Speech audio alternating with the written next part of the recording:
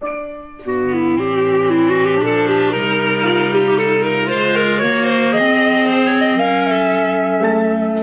muttering was indistinct, but it was a pleasant muttering. It made a reassuring undercurrent below the worry, that terrifying anxiety which was thrusting icy fingers deep into his diaphragm. From where he lay, he could just see a wedge of polished floor, a section of a neat empty bed, and a tall shrouded window. A hospital. At least he knew what a hospital was. That was comforting. "They'll hang him, I suppose," said the woman. "Bound to, miss." The man was both apologetic and definite. "Once a man slugs an officer of police, he's for it. This chap had all that money on him, too. That'll take a bit of explaining on its own." Slugging a policeman. He knew what that meant, whatever condition his mind was in. That was pretty serious. It was so serious that it made him sweat. He glanced at a row of doors on his left. At any moment one of these might open and authority emerge. It was a real nightmare. What on earth had happened to him? He did not remember anything at all. There was only that secret worry, that awful half-recollected responsibility about 15. 15. He had no idea what the figure signified, but it was both urgent and vital. He did know that. Now, to add to everything else, he was going to be hanged for slugging a policeman. He got out of bed and chose the nearest door. His bare feet were silent on the tiles of the passage. He became aware for the first time that coarse hospital pyjamas were his only covering.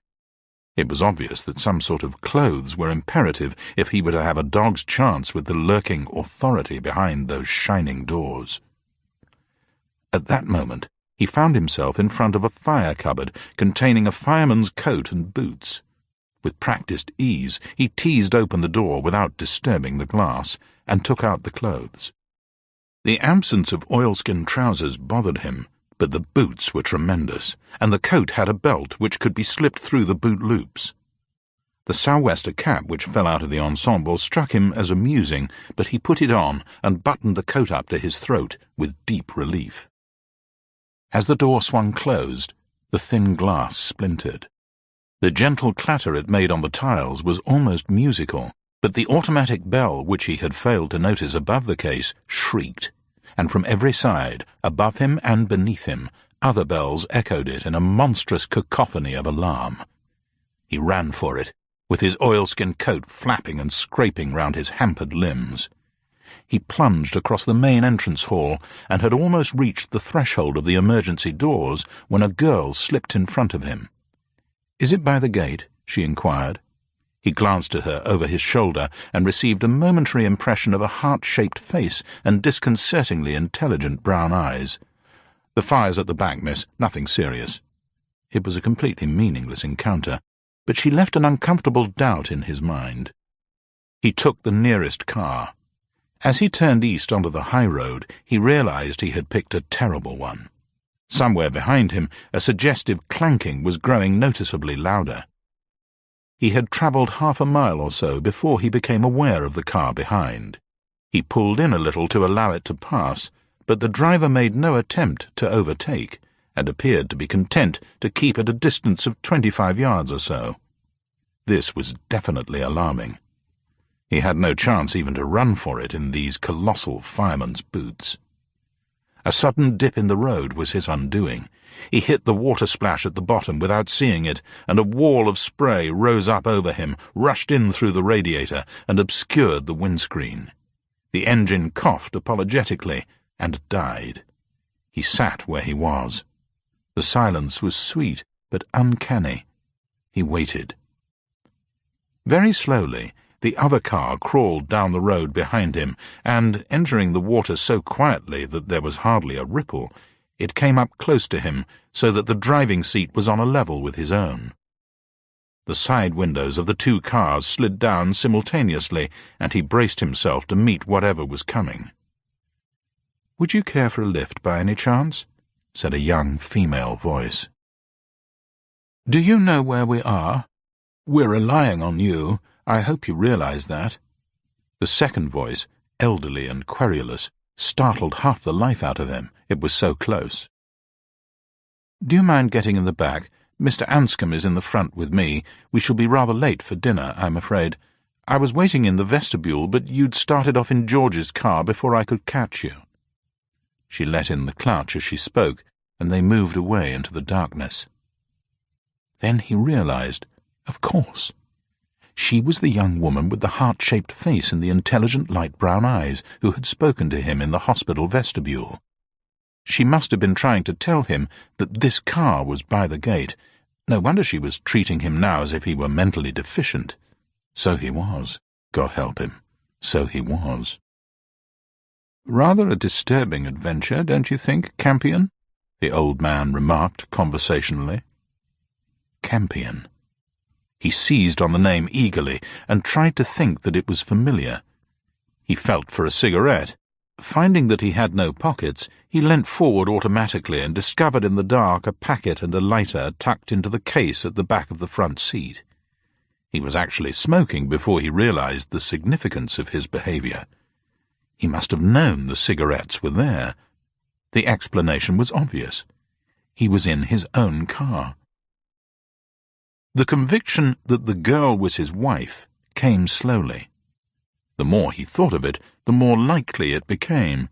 Here she was, driving his car, looking after him like a mother, lying for him like a heroine. He was suddenly delighted. The elderly man stirred himself. "I see where we are now. We must have come 15 miles out of our way." He broke off abruptly and laughed. "I mean, 5 miles, of course. I don't know what made me say 15. Anxiety rolled up into Campion's mind once more. 15. "Here we are, anyway." The girl's cool voice was comfortingly matter-of-fact. "If you don't mind, Mr. Anscombe, we'll put you down at your gate and rush on to change. We'll see you at dinner, shan't we?" "Yes, yes, I shall be there." Through the window, Campion caught a glimpse of the old man disappearing between high stucco pillars towards a steep, dark house beyond. "Silly little man," said the girl suddenly. "He's left his parcel." "That's all right, I'll take it," Campion said hastily, fumbling for the door handle. "You can't in those clothes." "Yes, I can. He won't see me, or if he does, he'll have to realize I'm an eccentric." He took the square parcel and staggered out after the departing figure. The front door was already closed when he found it, and rather than knock, he laid the package on the step and hurried down the drive to the waiting car again. Now that he was alone with this delightful, if unrecognizable, wife of his, he felt unexpectedly embarrassed about coming to the vital point. "It is all very difficult," he began awkwardly. "I know. I only found out where you were by a miracle. I'd been waiting down at the station as we arranged. What happened? You're not hurt?" "Oh, Lord, no," he said, warmed by her anxiety. "I'm all right, really. I only got knocked out." "Oh, that was it?" she said. "The man in the paper shop simply whispered, 'Hospital.' I say, I'm glad you're all right." She turned the car into a neat, old-fashioned stable-yard. The graceful lines of a large Georgian house were just visible in the faint light. Campion climbed out, stiff and unsteady. As the door closed softly behind them, he suddenly saw her and recognized her, the first real and familiar thing to emerge in the terrifying darkness of his mind. She was suddenly well known and inexpressibly dear to him. "Amanda," he said. "Yes?" She swung round. He laughed. "I only wanted to hear you answer to your name." The smile faded from her face, and he thought she looked a trifle embarrassed. They reached the upper hall, and Amanda opened a door under an archway. "You get dressed, and so will I. I'll give you 10 minutes. I must see you before we go down." Albert Campion went into the room that presumably was his own and looked at the dinner jacket laid out neatly on his bed. The tailor's tab inside the breast pocket assured him that it was his. He thrust the firefighting kit into the bottom of a wardrobe and was about to close the door on it when a sound behind him made him turn. It was Amanda. She was wearing a long, smooth white dress. She was wonderfully easy to look at. "Admiring yourself?" He glanced behind him and saw the point of her remark. The door of the armoire had swung open, revealing a dressing mirror within. "No," he said, and paused abruptly. He had just caught sight of himself and her standing beside him. He was older than he had thought. He saw a horrified man of 35 or so, tall and remarkably thin, with a lean wooden face on which there were far more lines than he had expected. She, on the other hand, might have been still at school. "Albert," she said, "I know this isn't the time, and that all this business going on is far more serious at the moment, but I've got this on my mind, and I want to clear it up. You know you were going to marry me next month." The information appalled him. His disappointment and loneliness were overwhelming. "Was I?" he said flatly. She drew back from him, and for a moment he felt panic-stricken that she was going to walk out and leave him. "Don't," he said wildly. "I didn't mean that, Amanda. I'm completely at sea. I don't know where I am, or who I am, or what I'm doing. Oh, I know." She was herself again, impulsive and warm and friendly. "I know, and I'll see you through this. You can rely on me absolutely all the time. That is true. You do know that." "It's disgusting of me to talk about the marriage when you're nearly off your head with worry about the other thing, but you know how hopeless I am about hiding anything. You see, we've never had a love affair, have we? I've just been going to marry you ever since I was 17. Well, now I want to call all that off. I don't have to explain any more than that, do I?" "How old are you?" he asked. 25.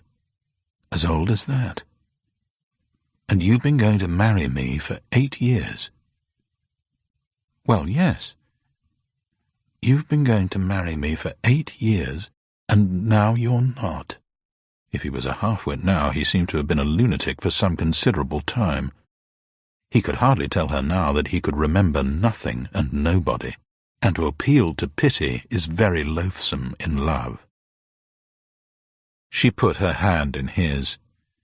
"You're a dear," she said. "I knew you'd be like this. You've always been rather magnificent, Albert, and you still are.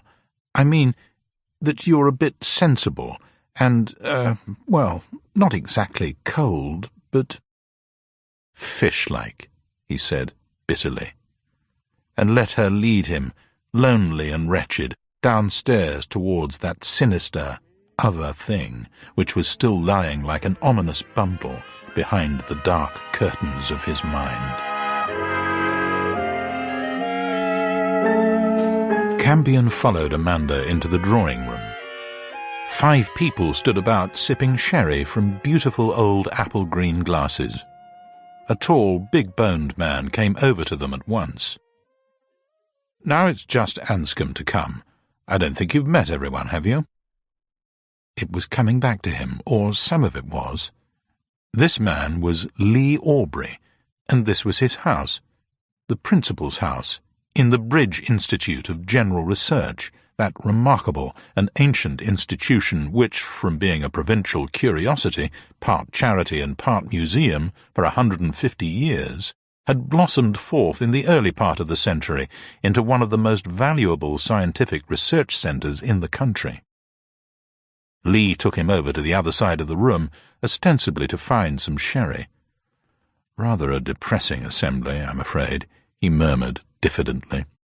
"The Bridge Institute may do work of national importance, but it's still the so-called philanthropic little plaything of the masters of bridge."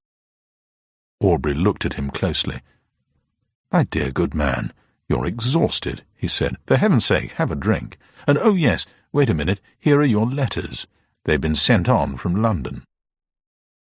Campion glanced at the letters with a slowly growing sense of satisfaction. All but one were readdressed to him from 17A Bottle Street, Piccadilly. One had come to him direct at the Bridge Institute. "My office, The Yard, Tuesday. Dear A.C., fancy a man called Anscombe is your best bet. He is secretary to the masters. For God's sake, get busy. Keep your eye on the calendar. The figures 15 turn my belly whenever I see or hear them. Nothing else this end. Forced to rely on you only now. If this thing happens, it is the end. And I mean that. Damn you, succeed. S. S. Stanislaus. The name came back to him with relief. But Stanislaus Oates was an old man, a prim, elderly policeman of the oldest school. And he was hysterical.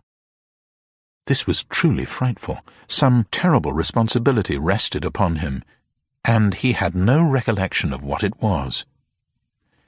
Lee Aubrey came hurrying in and accosted him. "The police?" Campion repeated. "I can't see the police now." "But my dear chap," Aubrey's deep voice was urgent. Campion followed him out into the wide hall and saw through an open doorway across an expanse of black and white flags the familiar gleam of silver and blue. "They've come about Anscombe," said Aubrey. "The poor old boy has just been found dead in his garden, and you and Amanda appear to be the last people to have seen him alive." Aubrey introduced Campion to County CID Superintendent Hutch. "I just want the usual, you know," the superintendent said cheerfully. "A brief account of your last meeting with the deceased. Where did you leave him, and when?" Campion took the plunge without a pause. Hesitation, he felt instinctively, was death. "I last saw Anscombe at his own gate," he began glibly. "We'd come from, the town." "What town?" He had not the least idea. "I think we ought to have Amanda here." "Amanda, sir?" "Yes, my fiancée, Miss—" The hopeless pitfall loomed too late. Lee Aubrey was staring at him. "I had rather hoped to keep Lady Amanda out of this as long as possible. She gave Mr. Anscombe a lift into Coachingford when she went to meet Mr. Campion off the London Express. They were delayed and didn't get back until just after 8. These are the brief facts. Mr. Campion can give you anything else you need, I think. You won't need to trouble her at all, will you?" The last words were barely a question. He spoke with the complete assurance of authority. Campion had been sidetracked momentarily by the valuable name Coachingford, but it now dawned on him that as principal of the Bridge Institute, Aubrey was no ordinary power in the land. "I think I ought to see her, sir, if you don't mind." Lee Aubrey clearly found the superintendent's insistence astounding. He swung round on the policeman. "Mr. Anscombe died naturally, surely?" Hutch looked uncomfortable. "We're not absolutely certain, sir. He didn't do it himself, that's one sure thing. More I can't say, can I?" Aubrey went out, leaving Campion with the policeman. Campion took a deep breath. "How did Anscombe die?" he inquired. The policeman grinned. "We were going to ask you about that, Mr. Campion," he said. In the moment of paralyzed silence which followed, a heavy round man in early middle age appeared in the doorway. "Hello, Super. Mr. Aubrey here. Oh, it's you, is it, Campion? What a bad business, eh?" He had a distinctive, ugly face, and impudent eyes beneath fierce and tufted brows, but for the rest he was as much a stranger as anyone else in this new and confusing world. "I'm supposed to have dropped in for coffee," he said, "but I understand you haven't started to eat yet. He told me this dreadful tale about Anscombe, too. Poor old boy, he couldn't face it, I suppose, or am I letting cats out of bags?" The superintendent eyed him. "It wasn't suicide, Mr. Pine." "Wasn't suicide?" The newcomer seemed first astounded, and then embarrassed. "I heard that his job, like all these hereditary offices, took a fine old packet to keep up, and that the old man was on the verge of a smash, and had made up his mind to resign as secretary to the masters. Naturally, as soon as I heard he was a deader, I thought he'd done it himself. The biannual meeting of the masters is sometime this week, too, isn't it?" Tomorrow. Is it? Very likely. They're such a secret, high and mighty body that they don't trouble to publish a little thing like that, even if they are only a glorified parish council. The superintendent looked frankly scandalized, and Pine, catching Campion's eye, burst out laughing. "I'm sorry. I'm behaving disgustingly. Poor old Anscombe. I didn't know him well, of course. You didn't know him at all, did you, Campion?" "I appear to have been the last person to have seen him alive." The remark was not altogether fortunate. Amanda, who followed Aubrey into the room at that particular moment, heard it and said the first thing to come into her head. "I was there too," she said, "unless you saw him in the garden when you followed him in." Everybody looked at Campion. "That's right. I followed him into the garden with a parcel he'd left in the car. I didn't catch him, though, so I put the package on the doorstep and went back." There was another silence after he had spoken, and it was broken by Pine. "What an extraordinary thing to do, old boy," he said, and laughed awkwardly. Campion hesitated, and Amanda leapt to the rescue. "We were so late," she explained. "I was jittering in the car in case we didn't have time to dress. I begged Albert not to be a moment, and he wasn't." "How long would you say you were, sir?" asked the superintendent. "I don't know exactly. A minute and a half, perhaps. I went straight up the path, and I came straight back again." "You didn't meet anyone or hear anything?" "No. What was there for me to hear?" Superintendent Hutch was magnificently deaf to the question. "I think I'll ask you to step across to Anscombe's house with me, if you don't mind, sir," he said briskly. "I'd just like to see exactly where you put that parcel." Pine insisted on accompanying Campion and Hutch on the short journey to Anscombe's house on foot. It was a ghostly night. When they reached the high stone pillars of the gateway, Pine stood completely still. "Interesting," he murmured to Campion. Campion looked at the gate pillar and saw nothing more than the heraldic leaden eagle on the top. "Charming," he said, and politely glanced at the pillar again. His heart jolted violently. In shallow relief, and now outlined by shadow, the house number showed up clearly. It was 15. "Just show us exactly what you did, sir." Hutch spoke formally. "It was not a big parcel. It measured about 6 by 5, I should think. I took it that it was a couple of books. I left it there on the doorstep." Hutch seemed satisfied. "You just went away without ringing," he remarked. "One does things like that every day," said Pine. "They only sound so jolly fishy when something happens. You're being damned mysterious, Superintendent. There's no question of foul play, is there?" "There's always a question, sir." Hutch sounded reproachful. "I'd like you to see him, Mr. Campion. He's been taken into the house." Campion felt no qualms as he looked down at the body on the solid, old-fashioned mahogany bed. If Campion and the police were stolid, Pine was rattled. "Horrible," he said. "He's broken his neck, hasn't he? How on earth did he do it?" "We found him on his back, lying across the steps on the way down to the lily pond." "As if he'd slipped on the lowest step and hit the back of his neck on the highest," Campion suggested. "Exactly," said Hutch, and glanced meaningfully at the body. Campion knew perfectly well how the man had been killed and what the weapon was which had murdered him. He knew that Anscombe had been struck from behind on the base of the skull. The blow must have dislocated the vertebrae, and the actual cause of death was probably asphyxiation. The murderer was an old hand, a killer, a professional. As for the weapon, it must have been a length of lead pipe, possibly stocking covered since there was no mark on the man's collar. With a jerk, a possible solution to this new mystery presented itself to Campion. Suppose he had slugged the policeman. Suppose not only that, but that he had also slugged Anscombe. That was what had happened to Anscombe, all right. He had been slugged. Campion collected himself. It was absurd. He could not have done it. Even if his mind was not playing him monstrous tricks, he could not have done it in the time. Amanda knew. Amanda had said distinctly that he had come back at once. Pine was bothering him. Pine must know something. After that deliberate question about the 15 on the gatepost, Pine must know. Campion knew he must tease him out. "Not much like the old days," he said heartily. "When we were in the States together, you mean?" "Yes." So they were old friends. That was the main thing. At the Institute gates, Pine took his leave, and Hutch turned to Campion.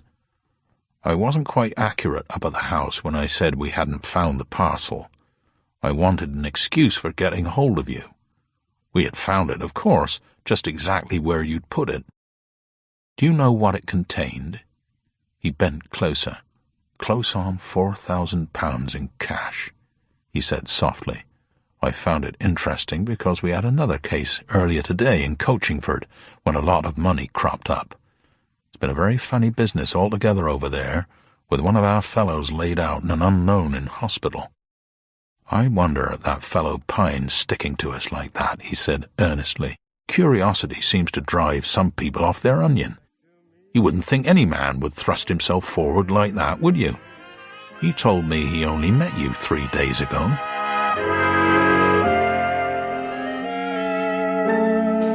Campion sat on his bed with the door open, as if he were a schoolboy in the throes of a first love affair. Until that moment he had not properly assimilated Amanda's announcement of earlier in the evening. She meant what she said. She was not going to marry him. Beside this actual disaster, all the other inconsistencies, the mad cat-and-mouse behaviour of the police, the too friendly Pine who had tricked him into a betrayal, faded into fantasy. He got off the bed and walked out of the upper hall. He went over to the banister without hesitation and looked down. Lee Aubrey, his host and principal of the Bridge Institute, had taken Amanda's hand and was swinging it backwards and forwards. "Good night, Lee," she said, sounding positively schoolgirlish in an effort to be matter-of-fact. Then, turning away, she hurried upstairs to arrive pink and a little breathless before Campion in the upper hall. "What's the matter?" she demanded. "What's happened?" "I want to talk to you." "All right, what is it? I say nothing else awful, surely." She appeared to expect disaster, and hurried into his room as if she thought to find concrete evidence of it there. "There's one thing you've got to tell me," he said. "I've been trying to find out all the evening." "What?" "What day is it?" She stared at him. "Did you hang about on the staircase simply to ask me that? You're behaving rather extraordinarily, aren't you?" He was, of course. He saw that the moment she pointed it out. To the uninstructed, his behaviour and the all-important question could have only one explanation, that he was acting like a jealous child. He felt unreasonably angry with her for his own helplessness. "I want to know the day and the date of today," he said doggedly. "You're the only person I dare ask. What is it?" "It's the 13th, I think." She was furious, and the dignity which her control lent her was the coldest thing on earth. "Friday, I suppose." "No, Tuesday. Now I think I'll go to bed." Tuesday the 13th. That meant Thursday the 15th. A day. A day to do what? Amanda moved over towards the door. A great surge of desire for comfort from her broke over him. It was on his tongue to risk everything and come out with the awful truth about his amnesia when her next remark silenced him. "I'm sorry I behaved so badly. I've got a bit self-centered. I thought you were playing the fool because I was falling in love with Lee." She spoke without any affectation and was free from any suggestion of the coyly blunt. Her eyes were as candid as her words. "Are you?" "I think so." "Why?" "He loves me so, and since he's a great man, because he is brilliant, you know, well, that makes it pretty irresistible." She paused and shook herself. "Let's not discuss it. Tell me about Anscombe." "He was murdered." "What?" She sat staring at him. "But that's impossible. Who did it?" "I don't know." "Of course, you're under oath, and that's final. I don't mind. I know you well enough to work under sealed orders. Otherwise, I'd hardly have done the unforgivable thing and got Lee to invite us down here without telling him you were working on something in the town. I've got your assurance that it's desperately important. That's good enough." Campion was standing with his back to her and did not dare look round. "How did you get on at Coachingford?" she inquired at last.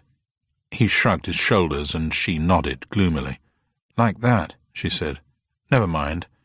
I don't like this Anscombe business, though. That's horrible. Just when we thought he knew something." He turned on her. "What made you think he knew something?" "I don't know. I just got that impression." "Not 15? 15? She seemed surprised. 15 what? After she had gone, he wondered why he had not confided in her. It was not only because of Lee, and because he dreaded her pity as he dreaded insufferable pain. There was another reason. It was a fear. If she knew of his mental state, if she knew he was accused of killing a policeman and had it presented to her with the facts as they both knew them about Anscombe's death, then would she still regard him with that candid trust which was the most precious thing about her? The whistle cut into his thoughts. The low note, which was just sufficiently unlike a bird's to be uncanny, sounded twice before it brought him to his feet. "Is that you, sir?" The voice was very quiet and came from directly beneath his window. "Are you ready? We'll have to get a move on if we're to get the job done tonight. Can you come at once?" "What?" Yes, all right, I'll be with you in a moment." Campion went downstairs with the soft-footed tread of a professional burglar. In his mind was a single, unqualified question mark, for the voice had been the utterly unmistakable one of Superintendent Hutch. If this was arrest, the whole world was as light-headed as he was. The superintendent's jaunty figure emerged from the black shadows round the house and dropped into step beside him. They turned away from Anscombe's house at the end of the drive and plunged off downhill into the picturesque town. As they turned across a wide market square, which might well have decorated any calendar, the policeman opened out a little. "Do you understand the position of the masters in this town?" "No," said Campion truthfully, "I'm afraid I don't. Most of the offices are hereditary, aren't they?" "All of them." Hutch appeared to respect the fact. "It's a very interesting survival. Their records go back nearly 500 years. Bridge is the only example of what you might virtually call a free city in the British Isles. Other than London, of course. That fellow Pine, he called the masters a glorified municipal council, you may remember. So he can, but if he realized how glorified they are, he'd keep his mouth shut like the rest of us. They're kings. That's what they are, little kings. Between them, they own the whole place, and the Institute makes them rich. They own the land, they appoint the magistrates, they control the licenses, and it's their say-so. They got a finger in all sorts of pies. They're thick as thieves with the government, and in fact I shouldn't be surprised if they weren't one of the most powerful bodies in the whole country in their own quiet way. That's why our little job tonight is so delicate. We haven't got too much time, either. This way, sir. It's quicker." Where they were going so fast and so secretly remained a complete and utter mystery to Campion. Hutch drew him down a narrow alley. Another sharp turn brought them out into the open moonlight again, and Campion, still with his new child's eyes, was brought up short before what is perhaps one of the most dramatic natural pictures in England. The bare hill rose up stark and unexpected, like the head of the giant horse it is said to resemble. The nag. By the light of the moon, it was breathtaking. "I had a call from Coachingford," Hutch said. "They're having a bit of a manhunt all round here tonight. Chap slugged a policeman, stolen car abandoned on the high road, and all the rest of it. They'll pick him up in the morning when they can see what they're doing. They're circulating a full description. Here we are, sir, this way." Campion had started like a cat. He noticed with concern, and he had a conviction that his nerves were not usually so unreliable. They had taken a side-turning which ran around the eastern base of the nag. This street was particularly ancient, and here the buildings hung together, shrinking into the very sides of the hill. The superintendent took Campion's elbow and led him into a minute alley which ran down between the shop and its neighbour.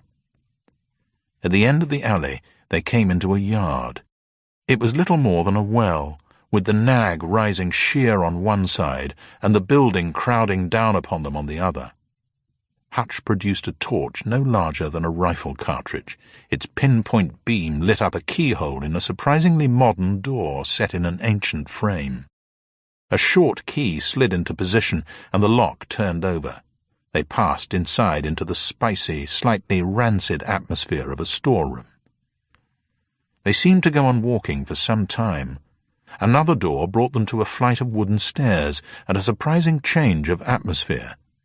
It was a long climb, and Hutch began to relax some of his elaborate caution. "We're right in the hill now," he said unexpectedly. "You wouldn't think it, would you? We'll go right on up to the council chamber, shall we? There's nothing much down here." "Is this the only entrance?" inquired Campion faintly. "Not likely." Hutch paused in his stride. "You know about that, surely." "Excuse me, sir, but don't you know your guidebook? I thought everyone knew about the doors of bridge, as they call them. It's one of the features of the place. For those 4 doors, each one marked by an innocent-looking house, give it a sort of romantic touch, if you see what I mean." "What houses?" inquired Campion, who appeared to have given up subterfuge. "Well, there's the pub, for one." Hutch was torn between astonishment and delight at the discovery of such ignorance. "The old nag's head is built right across the main door. That's the ceremonial entrance where the masters go in on a meeting night. Then there's the gatehouse. The 3rd door is off the rectory. It's a sort of gallery there next to the church, and the 4th lies behind the Wayne house, farther off down the street. Mr. Phillips, who is the hereditary groom, lives there. It's all very old world and out of the ordinary if you come to it new, but of course, when you're as used to it as we are, you don't see anything in it. It's just a custom, that's all." "We came in by a 5th door, then," Campion murmured. "We came in by the back door," said Hutch firmly. "Not many people know about it. I came in that way tonight because it seemed safest. I don't want to have to give a lot of explanation, and I'm sure you don't. This is the last step, sir. Now to your right." Hutch swept a broad beam of light round them, and Campion stepped back. The place was enormous. It was church-like and colossal. He received a confused impression of black panelling, full-length portraits of heroic size, and overhead canopies of ragged banners, still bright and gallant after their passage down the centuries. The centrepiece turned out to be a table. It was a mighty affair of glistening black oak encircled by 25 chairs. "Well, sir," Hutch sounded a trifle breathless, "here you are.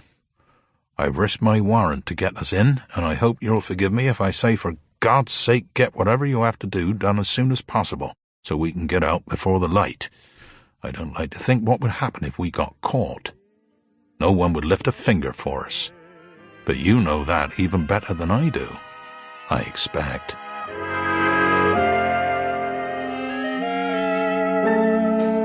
Campion did not move. Since he had evidently engineered this illegal entry himself, and had apparently persuaded a superintendent of police to break the dearest law in the British Constitution in order to achieve it, it must obviously have some vital importance, and he himself must possess much more than ordinary influence. There was something he had to do here. More probably, something he had to find out, and there was no knowing what stupendous matters hung upon his success. Already it was long past midnight. The morning of the 14th had begun. The 15th, as far as he knew, was 0 hour. It came to him that he must lay his cards on the table, admit his amnesia, and take the consequences. He turned to Hutch, prepared to speak, but as the first difficult words formed in his mind, the superintendent began again. "I don't like to criticize," he said. "We're instructed to give you every assistance no matter what you ask, and so we will. But it would make things simpler if the chief constable and I had a glimmer of what you were up to." He paused hopefully, but when the man before him did not reply, went on earnestly. "Look at that Anscombe business this evening, for instance. I haven't been in the force for close on 30 years without being able to recognize a corpse which has been slugged when I see one. But what am I to do? There's a ready-made loophole there, and that young doctor seems willing to accept that he fell down and broke his neck, so I can let the whole investigation collapse without any trouble. But am I right in doing that? Is it in the country's interest, or is it nothing to do with the case? I don't know. I'm asking you. I'm in the dark." "I can't tell you," Campion said helplessly. "Don't you understand? I am simply unable to tell you." Hutch stiffened. He was like a soldier at attention. "Very good, sir," he said. "I'm in your hands. Carry on." Campion glanced towards the papers neatly arranged on the table in the vast hall and experienced his first ray of hope. On the top of the pile was a fold of foolscap neatly headed, "Masters of Bridge, Agenda." By the light of the torch he read the list of items down for discussion at the morrow's meeting. It began archaically enough with prayers to Almighty God, and went on to the orthodox Senior Master's opening remarks, minute of the last meeting, and correspondence. Main business of the evening, he read, and saw underneath it, in a large, carelessly drawn circle in red ink, the haunting figure 15. He refolded the sheet, put it back into position, and stepped back. His knees were trembling. It was all here, he felt certain, all under his hand, and yet he could not recognize it. The other half of the talisman was lying just out of his reach in the monstrous darkness of his own brain. Campion peered round him in the gloom. "There are other rooms, of course." "This is the only actual habitable room, sir. The others are only caverns, storerooms." "I see. I'd like to go on a bit, though. Is that possible?" They passed on into a passage, and thence an iron ladder took them down into the master's storerooms. A brief inspection disclosed that the main use to which the masters put their space was the storage of wine. "They must have done themselves proud for generations. I bet there's a fortune here. As a matter of fact, they do own vineyards all over the world, I've heard." Superintendent Hutch's 2 torches disclosed pile upon pile of small packing cases, each sealed and labelled with a grower's name. He gasped. "There's a cargo of it," he said, sounding thoroughly shocked. "A perishing cargo." "Hello, sir. What's the matter?" Campion had paused in the middle of a step. His body had become rigid, and he stood immovable, his head raised. "Listen," he whispered. "What is it, sir?" "A petrol engine. Listen." Very faint, so muffled that it was more of a sensation than a sound, the throbbing reached them. "It's beneath us." Campion went on alone, moving like a wraith, but very quickly, with a sure-footed stealth which betrayed long practice. The throbbing had ceased, but in the cold underground air there was a slight but unmistakable breath of exhaust. He went down the ladder for what seemed a very long way, and found himself in a passage no wider than his outstretched arms. The fumes were much stronger now, and mingling with them was the fresh, sharp tang of the sea. What he saw was so unexpected that he almost dropped the torch. He was on a narrow ledge, high up on the rock wall of a cave. Directly below him was something under 300 3-ton lorries of varying types and ages, but clearly in good running order and ready for the road. And he saw the face of a man, crouching back into the shelter of an overhanging cab. It had been a white face in the bright light, and it had been familiar.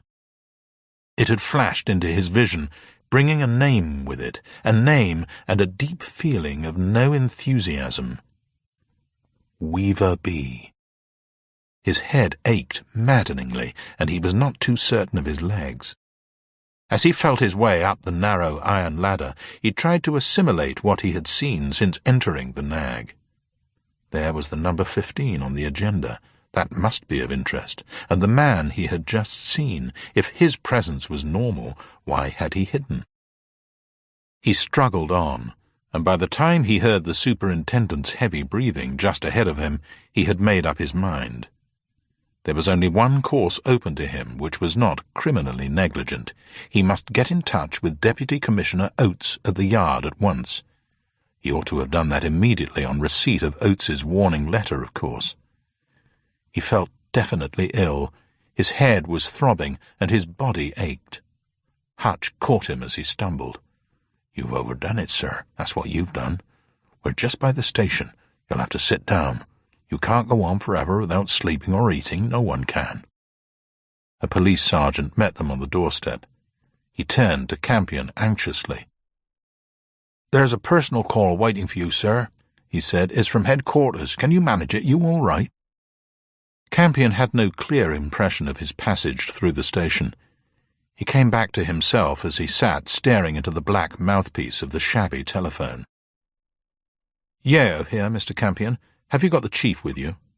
"Oates?" "Yes, sir. He's gone. We can't find him.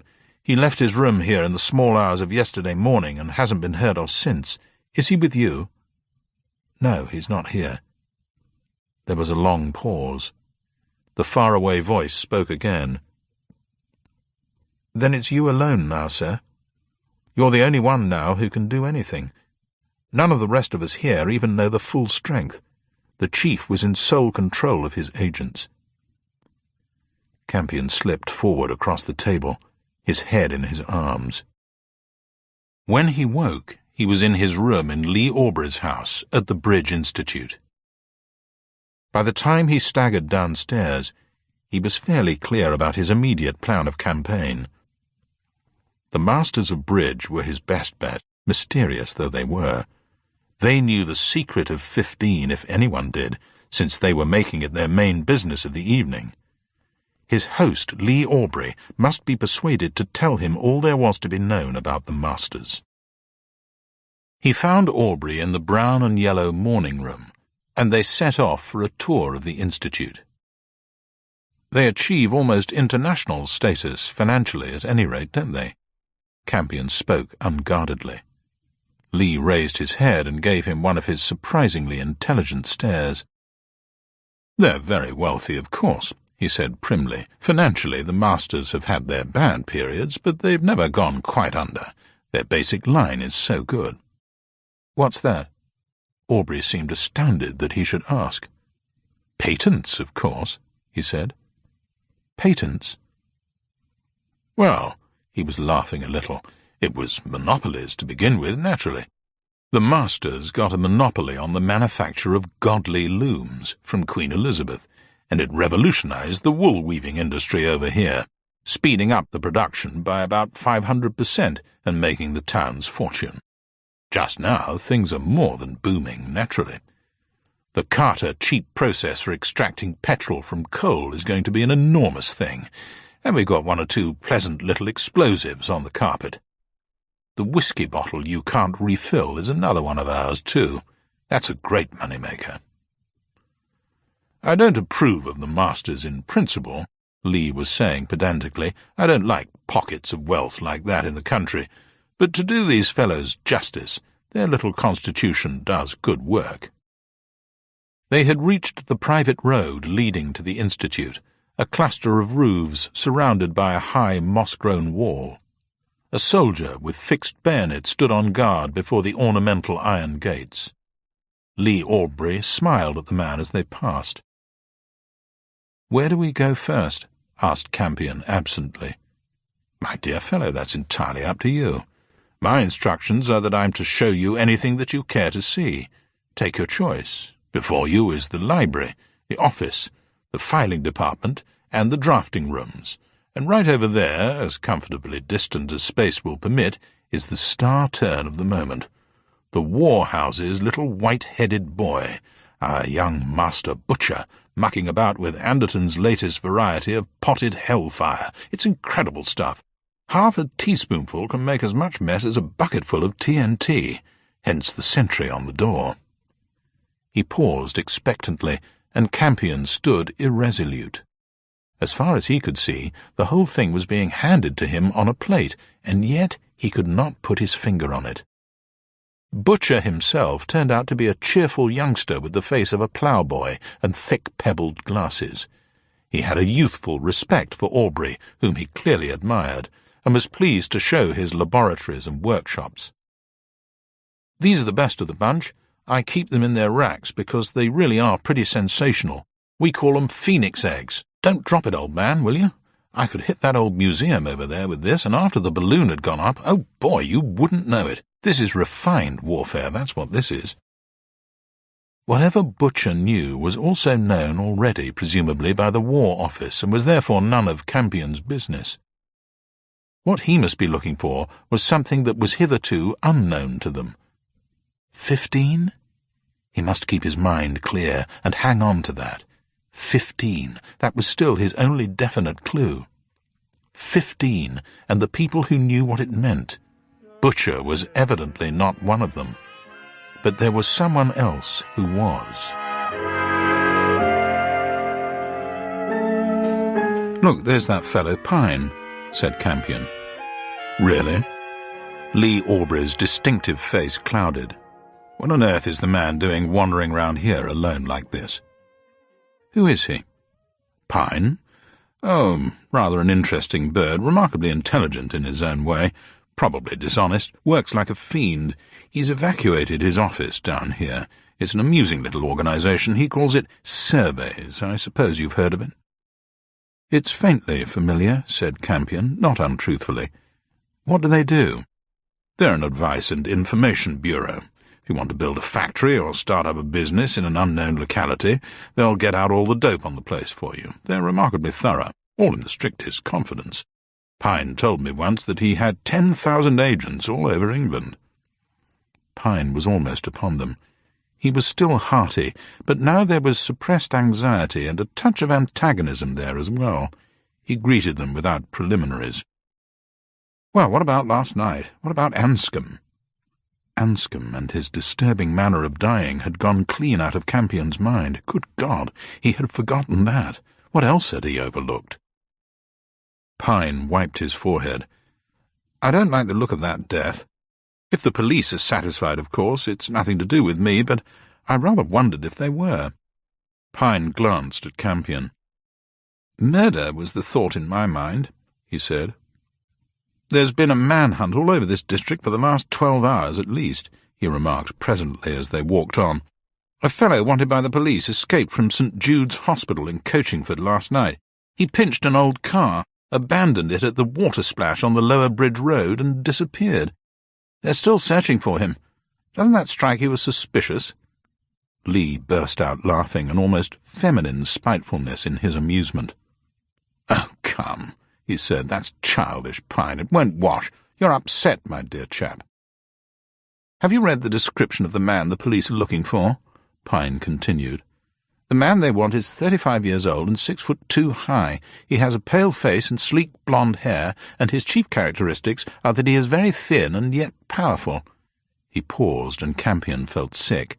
"When last seen, he was wearing fireman's oilskins." The plump man turned to Campion. "What name would you put to that description?" Pine persisted.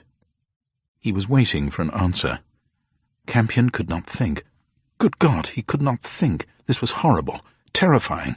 What name? What name? What name? "Almost any, I should say," he murmured, unaware that he sounded more bored than anything else. "John Smith, Albert Campion, Weaver B." There was complete silence. Weaver B. The man Campion had seen crouching beside a lorry in the cave under the nag. The ridiculous name, which had slipped out so dangerously, did not seem to have registered upon Lee. But with Pine it was very different. For the first time his shining composure was destroyed. "I've obviously made an idiotic mistake, Mr. Campion," he said. "You and I ought to have a talk. Why don't you come down to my office sometime?" Campion was silent. He had no illusions whatever about Pine. The man was on the right track and knew it. It was a tight corner. Delay at this point was the one thing he knew would be fatal, and delay there certainly would be once the county police discovered in him the particular man for whom they were scouring the country. Campion saw Superintendent Hutch as soon as he turned into the yard at Aubrey's house. The plainclothes man was sitting on the running board of a huge old Buick. "Hello." Campion's greeting was unusually hearty. Here at least was an ally. Hutch eyed him curiously. "I'd like you to take a look at this, if you will." It was a short, typewritten message. "Dear Superintendent, when the Home Office issued you with instructions concerning Albert Campion, did they by any chance also send you a photograph? That's all. Think it over." There was no signature, and it was undated. Campion read it through twice. It was Pine, of course, and the inference was obvious. Pine suspected him of impersonation of Albert Campion. Hutch produced another paper. This proved to be a police chit which detailed the chief physical characteristics of the man who had escaped in fireman's oilskins from St. Jude's Hospital, Coachingford. "I haven't got a warrant, of course," he said at last, "so I'd like to ask a favour of you. May I go over your room, sir, just to satisfy my own curiosity? Well, to put it frankly, sir, when I was getting you to bed last night, I noticed the whole room reeked of oilskins. I can't get that out of my head." Campion laughed aloud. "Just answer me 2 questions, sir, then I'll apologize." "Anything you like, Superintendent." "What is the name of the CDI in room 49 at headquarters?" Yeo. The name had been dragged up out of his mind as he forced himself to hear again the small voice on the telephone the night before. Hutch stood looking at him oddly.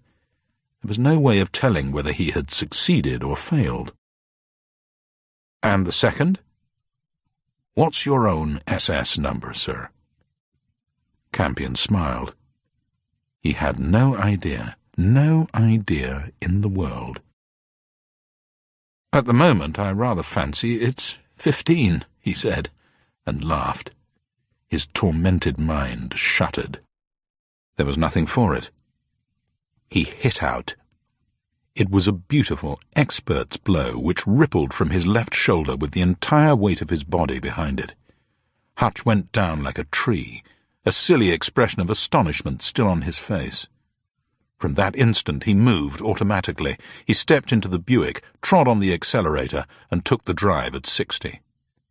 He entered the big industrial town of Coachingford and drove without hesitation through a knot of tiny streets.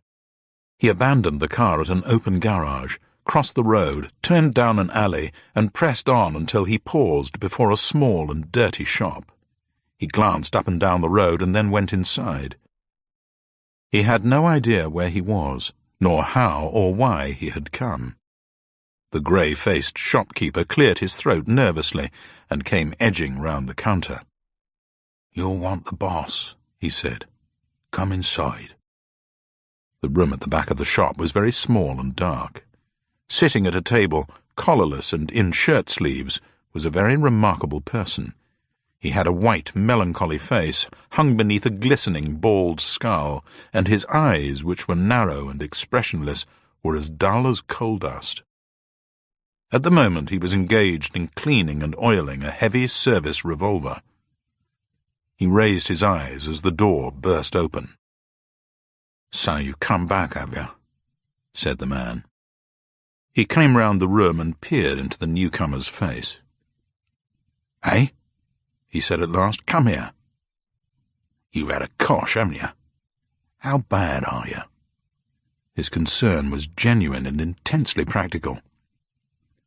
"Who the hell are you?" Campion murmured. "God almighty, are you kidding? Do you know who you are yourself?" There was a tremor in the thick voice so near his ear. "Campion. It's written in my suit." "Lummy." There was a brief pause while the older man assimilated the salient facts. Then he took command. "Come on," he said, "get your collar off and lie down. I'm going to put you on the sofa and cover you up while I get a doctor." "No, Can't have a doctor. Can't have any officials. They're all after me by now. Who? The police. Rozzers? You made a mistake. You're punch-drunk. What have you done? Slugged a copper. 2 coppers. The last one was the local super, a dear good chap. I can't have killed him. Campion closed his eyes and was lost. He came to himself to find the fat man, whoever he was leaning over him with a steaming jug of strong old-fashioned beef tea. You remember anything at all before you got your cosh? No, nothing. That is, I remember odd things, and I remember the one thing, of course. I remember 15. 15? The little black eyes were suspicious. That's more'n I do. That's something you never told me. Who are you? The fat man did not reply for a minute. He was deeply and sentimentally hurt. My name is Lug, he said at last. I've been your perishing servant for 17 years. There was an awkward pause. How late is it? I can't waste time. Campion was struggling to his feet as he spoke. Tomorrow's the 15th. Must get on. God knows how. You stay where you are. Lug had picked up his revolver and was playing with it carelessly. Your head seems to have gone, so we'll have to use mine for a ruddy change. My instructions from you in London was that I should keep myself under cover here and take all messages. Now listen, since I've been here, you've only showed up twice. The first time was the day before yesterday. You changed here into some duds that even my old dad wouldn't have worn and went off with a little fish basket under your arm, looking like a tramp. Don't you remember? No, I don't. I'm sorry, it's gone completely. Never mind, never mind. The second time I saw you, you came sneaking in by these French doors here about 3 yesterday morning. You seemed worried and distant-like. About 11 in the morning, you slipped out again, still in your old clothes, and that was the last time I saw you, right in the head. You left your little old basket, you locked it in the table drawer, but you took 1 or 2 things out of it and put them in your pockets. About tea time yesterday, the shopkeeper came in with a tale that he picked up in the shop about you being mixed up in a row down at the waterside. A rozzer had been killed, and 2 or 3 men took to hospital. Campion shook his head. He still could not remember. Lug breathed gustily. Never mind, he said again, but without any sort of conviction. Never mind, it will come back sudden. Then young Amanda called for your suitcase with your good clothes in it. Yes, I know, she came to the hospital. Campion saw the small black eyes flicker. Oh, you've seen her, have you? Did you recognize her? The jealousy was very faint, but it was there, and Campion noticed it. Not for a long time, he said. Like a fool, I thought she must be my wife, but I rather think that's off. She broke the engagement. I see that coming, Lug remarked brutally. It was your fault for mucking about. Courting a woman's like cooking something. There comes a time when it's done. He paused and glanced at the other man's face. Sorry, cock, he said abruptly. Where's the basket? Asked Campion. He squatted down and poked at the lock. He pulled out a wide drawer, revealing a fair-sized rush bag lying inside. Campion thrust his hand in the basket. A slippery, feathery heap of old £1 and 10-shilling notes appeared before him. £684 exactly, said Lug. I counted it after you left. Campion took up a banknote and rubbed it between his fingers. Its shabbiness suggested months of circulation. There was a gentle thud outside the inner door, and the shopkeeper put his head in. Take sights, he whispered. They're all round the house. Plain clothes, rozzers. There was a quiet, insistent tapping on the French windows. Lug picked up his gun. Hello? He demanded suspiciously. Lug backed slowly into the room, and the newcomer came in after, fluttering a white rag ostentatiously before him. As soon as the window was closed behind him, he held up his hands. You can take my gun, he said. Lug searched him promptly and efficiently, setting down the man's heavy Webley on the table, well within the circle of light cast by the hanging light above them. Then, with a glance at his visitor, he produced his own gun and put it down beside the first. There was a long pause, and then Campion also stretched out a hand in the darkness and added his weapon to the other two. He kept his face out of the light, however, as did the newcomer. "I got a message for the man calling himself Campion," the man announced at last. "That's you, isn't it?" "Never mind which of us it is," corrected Lug sharply. "What's the dope?" "He knows," the newcomer repeated, and one of his repellent hands slid inside his raincoat. The two others had their guns up off the table like one man. They waited. The man's hand came out of his coat with something in it. He laid his offering on the red tablecloth, and they all looked at it. It was a thick packet of old banknotes, secured with a rubber band. $2.50, he said, and we ask no questions. "Chicken feed," said Lug thickly. And two more packets of notes appeared on the table. And finally a fourth. "That's the limit," said the stranger at last. "Take it or leave it. Suit yourself." "And supposing it's a deal?" "He quits his racket and gets out." "Where to?" "London. Hell, anywhere. We're not fussy." The stranger belonged to a very definite class. He was a thug. The question now was, what sort of organization was he working for? It was obviously antisocial, but how large, how dangerous? Campion pulled himself up, despair facing him. He knew so horribly little, even about himself. For instance, what sort of man was he, if this enemy should so confidently expect to be able to bribe him? A possible explanation of that final question occurred to him. It was so absurd and yet so likely that he laughed outright.